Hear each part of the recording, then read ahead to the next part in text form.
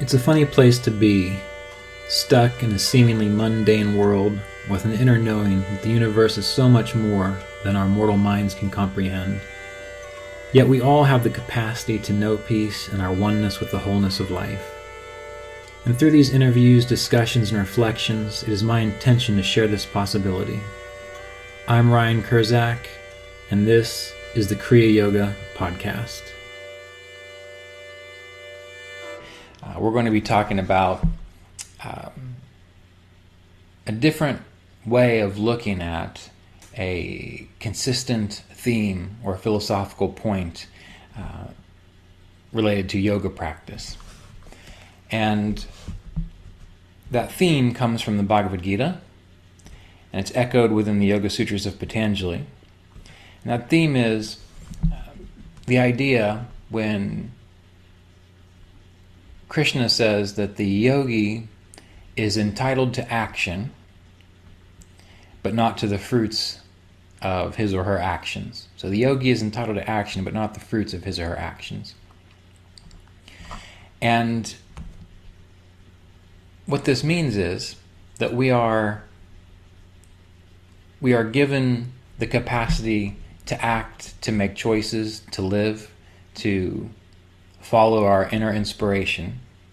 But if we're doing that, if we're living in a way that's yogically inspired, we are not getting caught up in the results of those actions or that activity. And this is a hard one for people to figure out, a hard one for people to really get their mind around, because why do we do anything, really? Why does anyone do anything? Usually for a reason. We eat to live, or because we love the taste of food. We spend time with people that we love because it brings us comfort.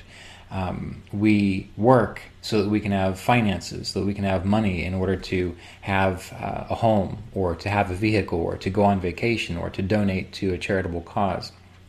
It seems as if everything that we do for a reason. Why do we meditate? A lot of people meditate because they want to make themselves happier, or they want to improve their life situation somehow.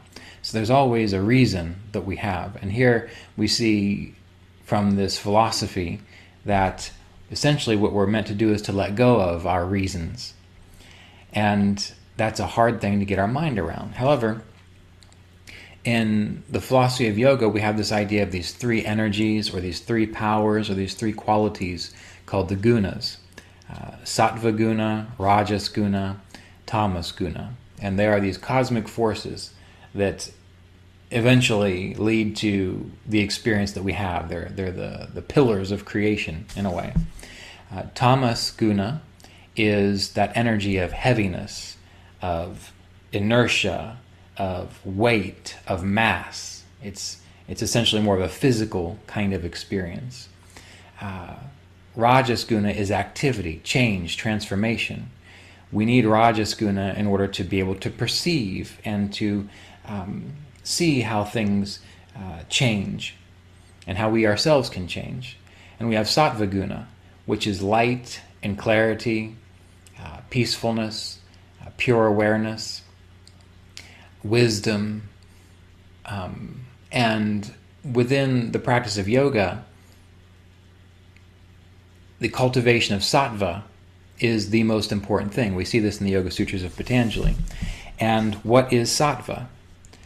Sattva is as pure as it gets. It's pure, in a sense, a pure experience. Sattva, when a person is attuned to or existing in a state of sattva, there is no drive to change, to make things better, which is a rajasic kind of approach to life. There is no clinginess, or trying to hold on to something, or keep something in our lives. That's a tamasic view. Sattva is pure inspiration, if you could give it a definition that we can understand, which means that when you are existing in a state of sattva, you are not doing something for any particular reason. You're doing it for its own sake. You're doing it for its own sake.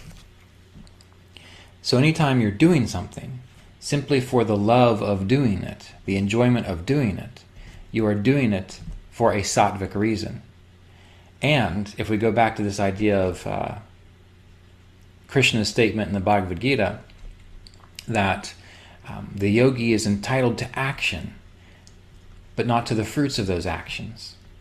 Well, that's indicating that the yogi is meant to live in a sattvic state. The yogi is meant to act for the sake of action alone, not for what comes after the action.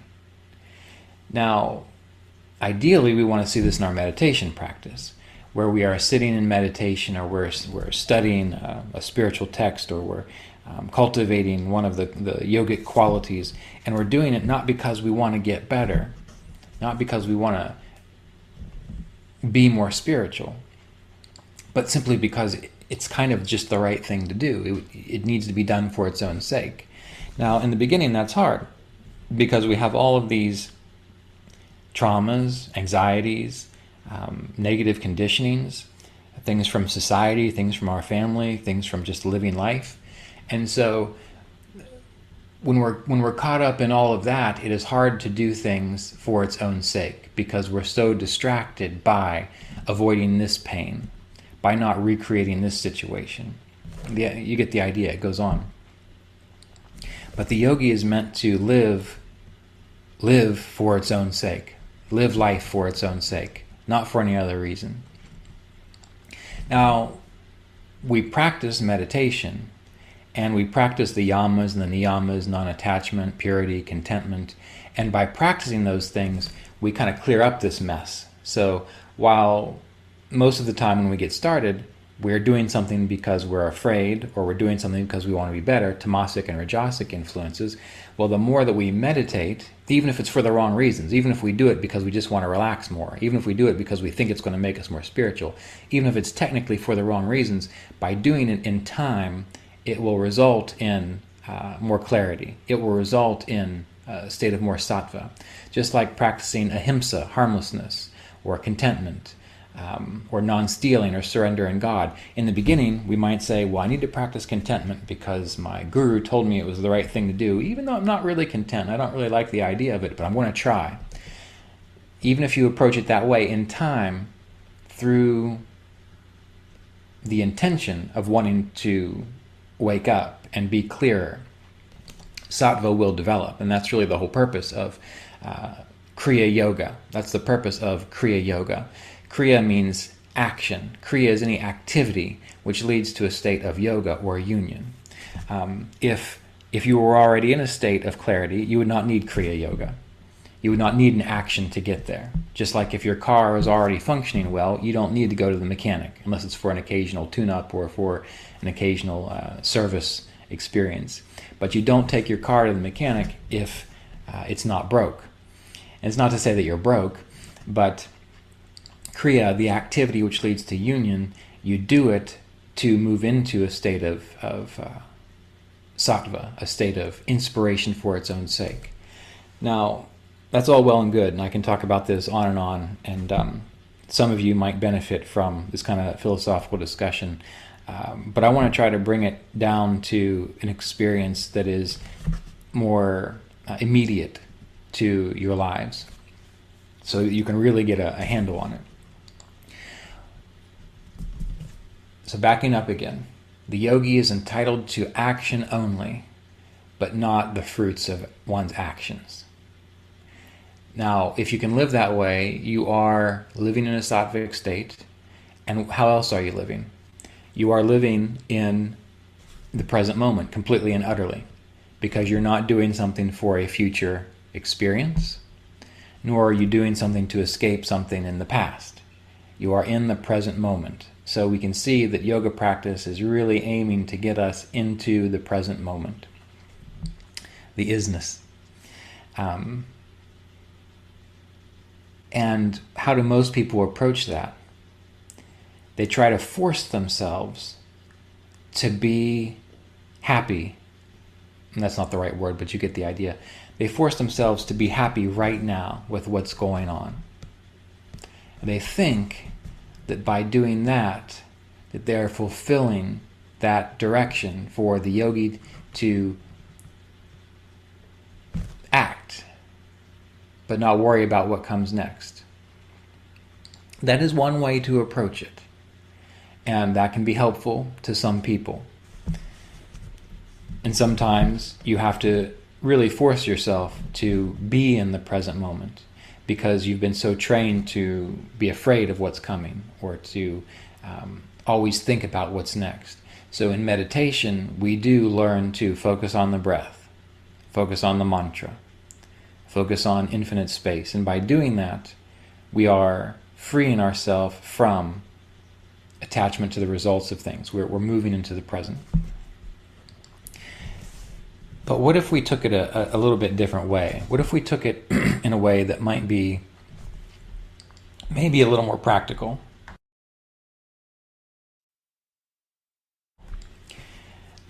Practical, but not necessarily easier, but maybe more effective. What I'm about to discuss is kind of an obvious thing, but it does take a lot of work to figure out how to do it well. And that is reflecting on what do you do in your life that requires no other reason than you just want to do it. Is there anything in your life that is the case? What do you do in your life that you don't do it because you're dirty and you need to take a shower? You don't do it because you want to impress someone. You don't do it because you need more money. You don't do it because it's going to make you look better. You don't do it because it's going to make you feel better. You do it simply because you want to, because you enjoy spending time doing that thing.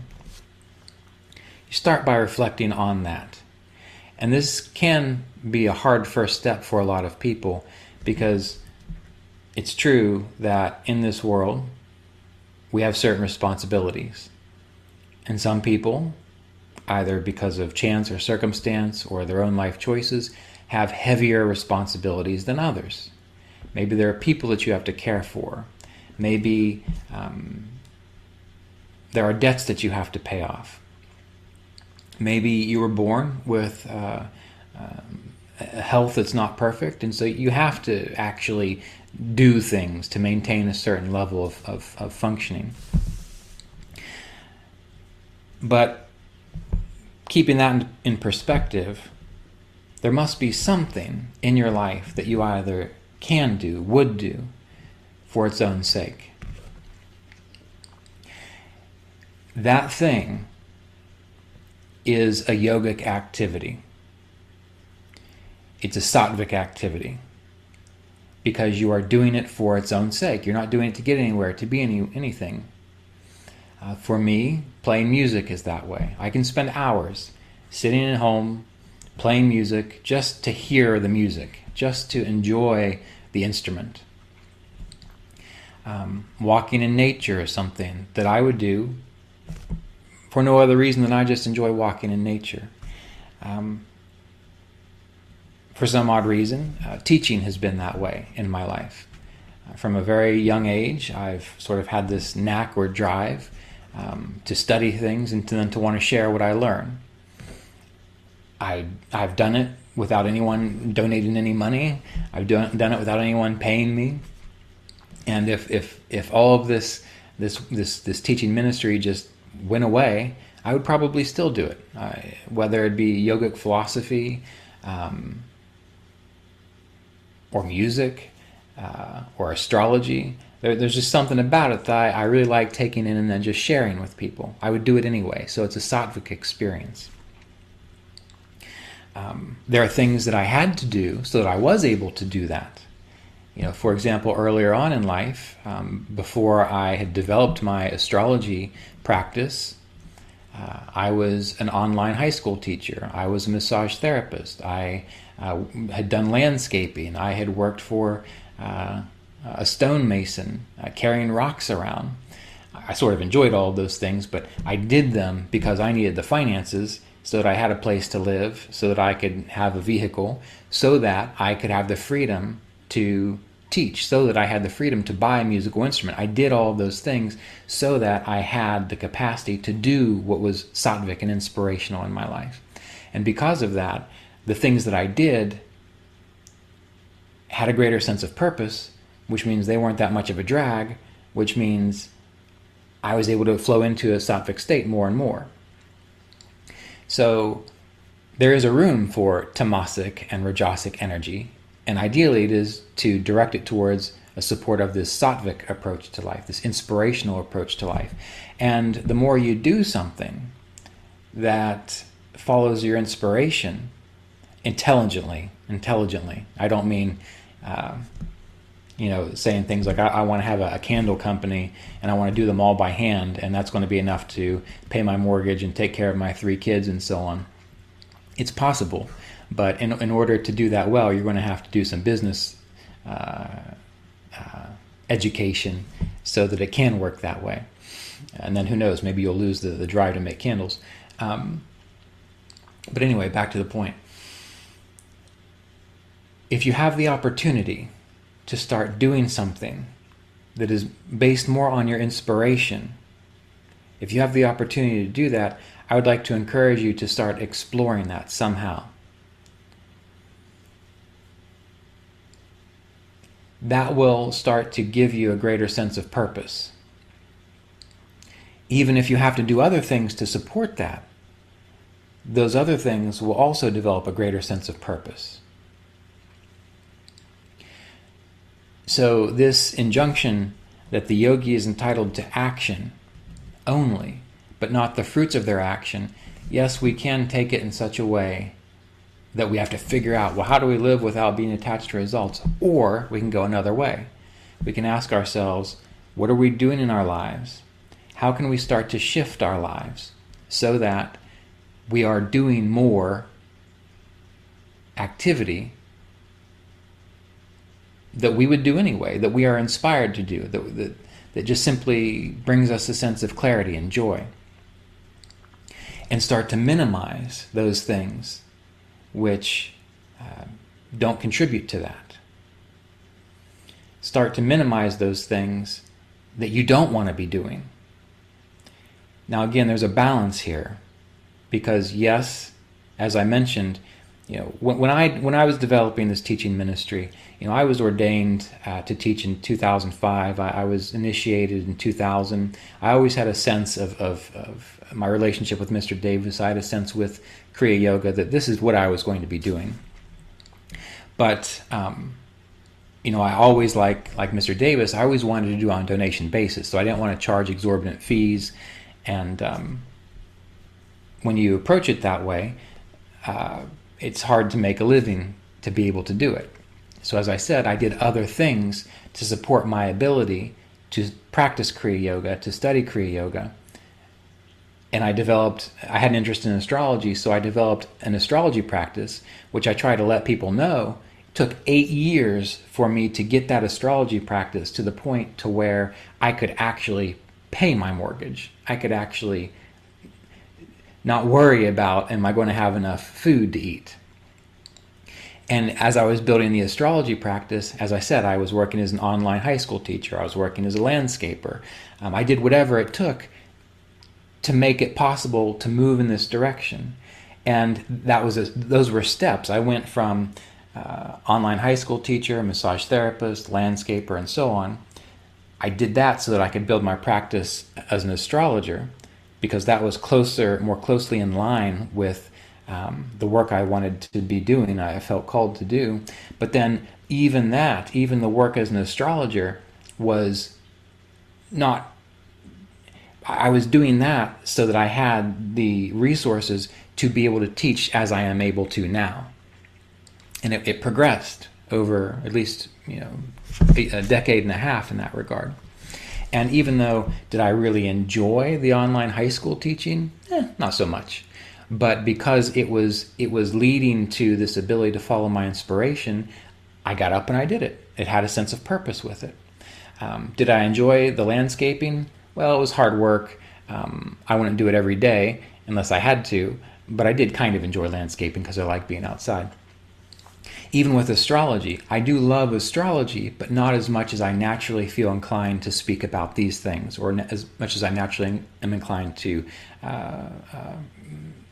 teach Kriya Yoga and write and do podcasts. So there was a stepping stone from one thing to the next thing to the next thing, but there was an inner vision or ideal of, well, what would life be like? And this was unconscious. I wasn't sitting around planning this out. It happened kind of, I had the intention, and then these things just sort of followed from that. So you have to have the intention. You have to reflect upon, if I was able to have a sattvic life, a yogic life, meaning a life that I would want to live for its own sake. If I had a life that I wanted to live for its own sake, what would that look like? You have to have that first, or just some general idea of that, because otherwise, if you don't have a target in front of you, you don't really know what you're aiming at. If you've got a target, even if you keep missing, at least you know what you're aiming at. So stop and figure out, and really spend some time with this, because it can be a lot of soul searching, and you can take a lot of you can make a lot of mistakes, and that's not a problem, because for every mistake you make, you learn a lesson. But figure out, if you could be living a life that was sattvic, that was yogic, that was inspired for its own sake, what would that be like? And then you start taking the steps to make that happen, recognizing that you might have to do other things to support your ability to do that. Again, using the example of being a musician. When I was younger, I wanted to be a musician. That's all I wanted to do when I was really young. But then as time went on, I kind of realized I'm not cut out to be a musician. I don't like staying up late. I like to be in bed by 9 o'clock. I don't like the erratic. I don't like the erratic schedules. I don't like having to deal with dramatic people. I didn't like being a musician in that regard. I could put up with it enough to be in bands every now and then, but overall, it's not really my thing. And also, talking with many professional musicians, they would work and tour for a year so that they had enough money to buy an instrument so that they could do it again next year. Being an astrologer, doing all the other odd jobs I did, it allowed me to have a nice instrument and not worry about it. So you see, all of that work allowed me to do the sattvic thing of playing music without worrying about it. So you might have to do other things in order to support what you really want to do. And a lot of these musicians, they work 3 jobs just so that they can play music. Isn't that amazing? Think about that. Some musicians work 2 to 3 jobs just so that they can play music. Now that is a yogi right there. That is someone who is following a sattvic lifestyle, but they realize they have to do other things in order to support this one thing that truly inspires them.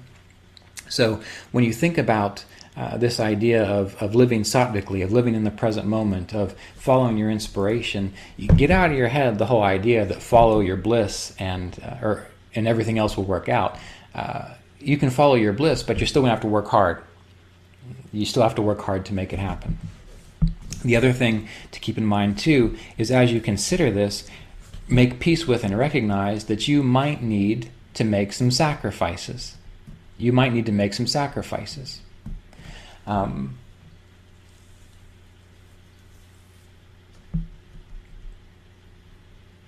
do something that you love, you might have to live way below your means for a little while.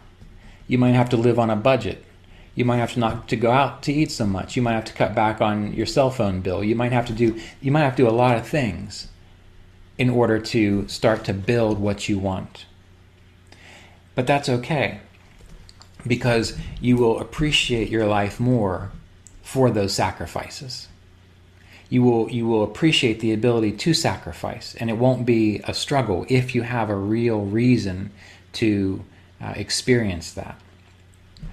Again, when I first started studying Kriya Yoga and astrology and getting into all these things, I purposefully chose to live in a house that cost next to nothing.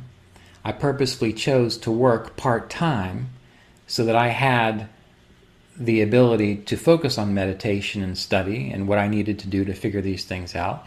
And that prevented me from traveling. That prevented me from doing all kinds of things financially because I didn't have the cash. I didn't have the money. But it was a joy to live living itself in the present moment was magical because I was doing what I was inspired to do. So we want to realize or work out the fact that to make positive changes in our life, to learn to live sattvically, we're going to have to work at some things. We're going to have to make some sacrifices. But in the end, life will tend to be more inspired. You'll have more energy. I'm going to guess you'll probably likely be happier, maybe even a little healthier. Health depends on many other things. And you will have a sense of integrity, a sense of strength, a sense that you are living in truth, because that's what sat means truth. Living in a state of truth, the truth of what you are about, not the truth of what other people want you to be doing, not the truth of the amount of money you think you should have, not the truth of this or that, but just simple truth. And it can work out in that way.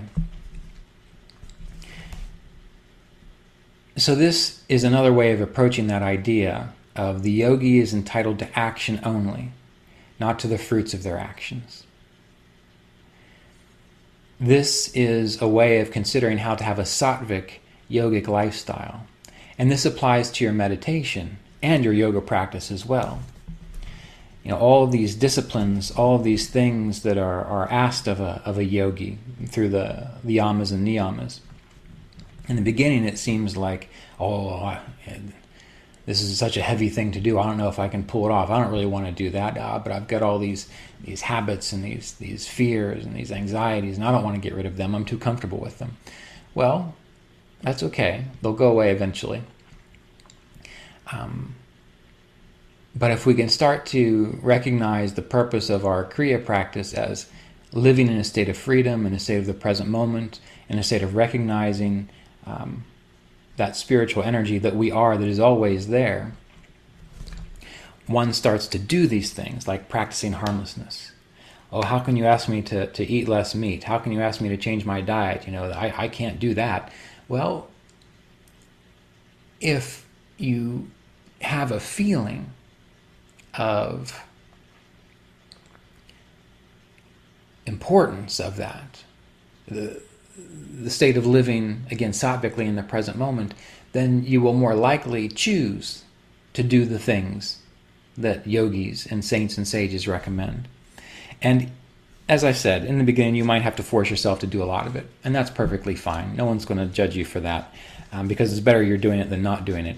And then as the years go by, you will naturally start to move into a more sattvic state. When I first began practicing, I was not a happy teenager, and I was searching for something. And I really dug into this practice, and I did it because I didn't want to be that unhappy teenager anymore. But as the years went on, it moved from trying to escape that to simply recognizing, I just enjoy doing this. And so now, why do I meditate every morning? Why do I study these various spiritual texts and practices? I just enjoy it. It's just a natural expression of what's happened.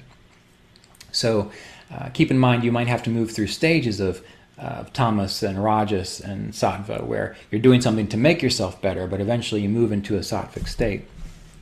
And this is, again, the practice of Kriya Yoga. Kriya means action. It means you are doing something for a reason, for the reason of yoga. Once Kriya Yoga has done its thing, then you're not really doing Kriya Yoga anymore. You're just experiencing yoga. You might still utilize some of the Kriya Yoga techniques to again, maintain that state, but that's like, again, using the example of going to the car mechanic. Whereas you need to get that car fixed an awful lot. That's the Kriya Yoga. Well, eventually there comes a point to where you are able to just enjoy the car. And then you go and you get the oil changed, or you change the timing belt, or you replace the brakes. And you do a little Kriya Yoga every now and then just to keep it fine-tuned. But otherwise, you are simply experiencing yoga. And that is really the entire point of yoga. At the beginning of the Yoga Sutras, it's stated that yoga is the ending of the changes and fluctuations in consciousness. And when that happens, then the seer abides in its own true nature. Then the spirit experiences itself, essentially. The spirit is able to appreciate the fact that it is spirit, which is what you are. And then you abide there. Kriya Yoga, living in a sattvic space, that is the activity, the Kriya, which keeps you centered.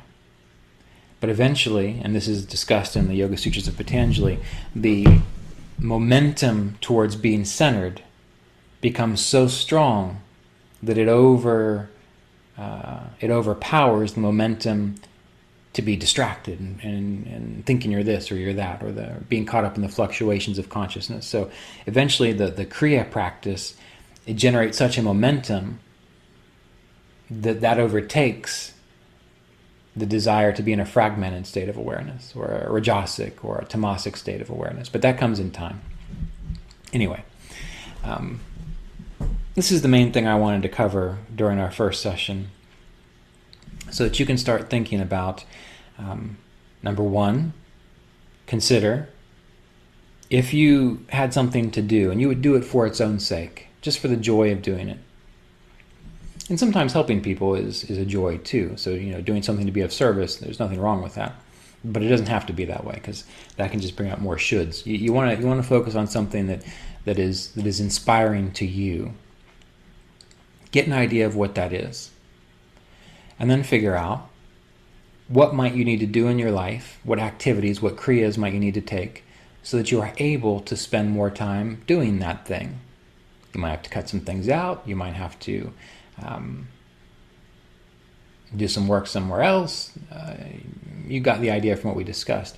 And then be ready to make the sacrifices that you need to make. They could be financial sacrifices. They could be sacrifices of time you spend with your friends. They could be sacrifices of not doing this thing because you want to focus on that thing. So you understand the sacrifices that are involved. And then take a step forward. Make a plan. Try. Move forward. Keep your goal in mind. Keep the intention of that thing you would do for its own sake. And then take the activity, make the sacrifices. And what you'll find is, as you take the action, as you do the kriyas, as you make the sacrifices, in the beginning the sacrifices feel like an utter drag. Oh, I don't want to do that. I don't want to change. I don't want to lose this resource. I don't want to lose this little bit of comfort. But the more you try and you make those sacrifices, and you get closer to that state of being able to act and live and be an inspiration, you start to feel just how worth it is. And when you start to take action to, like I said, do something else, like maybe if you have to work another job, or if you have to do this, or you have to go to school, or you have to get more training. If you take the step, even if you don't want to do it, and you move a little closer to that, or you have to put yourself out there, you will start to realize just how satisfying it is to take that action, to make that sacrifice for that goal. And then when difficulty comes, when you have a tight month, when you feel a little lonely every now and then, when you aren't doing this one thing because you're doing this other thing, it's not a problem. You feel good about it, because it's all wrapped up in that experience of sattva, that experience of being within your inspiration. And in time, you will become able to more fully embody that state of inspiration. And you'll be able to abide there longer and longer. And making a sacrifice, taking an action, you won't even think about it anymore. You'll just do it automatically, because it's leading you to that experience of sattva, which is an experience of being alive in the present moment. Of being alive in the present moment. And then you will realize that you are actually spiritually alive. You will move from doing things out of conditioning or fear. You will move out of that state of being afraid of what happened in the past. You'll move out of that state of hoping things will be different in the future, and you will simply be able to live and abide in that state of well, the present moment, the state of your spirit, and you will feel truly alive. So you will catch glimpses of this from time to time, generally speaking, but it can be cultivated in the way we're discussing. All right, let's not spend a whole lot more time on that. Let's actually do some meditation together. This episode of the Kriya Yoga podcast was made possible by donations from Kriya Yoga Apprenticeship students and supporters of our Patreon community at www.patreon.com/Kriya Yoga.